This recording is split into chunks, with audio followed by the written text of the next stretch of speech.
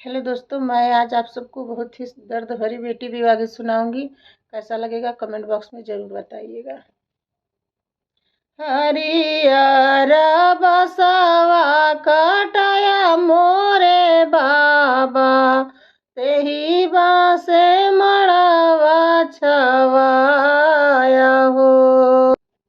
तेही बासे मड़वा छवाया हो। ओही रे मड़उआ में धिया दान कैल, धिया अपन करना पराई हो। धिया अपन कैल पराई हो। सुखल रोटी पापा खाई के मोरहत, जिंदगी गुजर तोहर सेवा हो। जिंदगी गुजरती तुहर सेवा में। काहे मोरे बाबा हो छल हमसे कैला, दूसरा के घर हमका भेजा हो। दूसरा के घर हमका भेजा हो।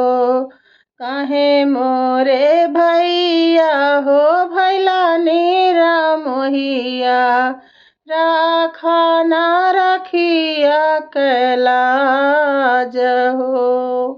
राखा ना रखिया कैलाज हो।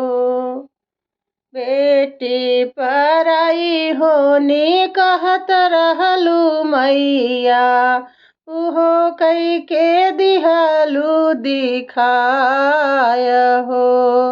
उहो कई के दिहलू दिखाई हो। नहीं बेटी रोऊ, नहीं बेटी बिलखऊ, नहीं बेटी मन करू दास हो। इत मोरी बेटी हो विधि का विधनवा, इत हूँ रीति रिवाज हो।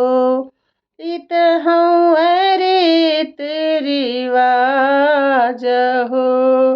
हरियर बसवा कटवा मोरे बाबा, तेही बासे मड़वा छवाय हो।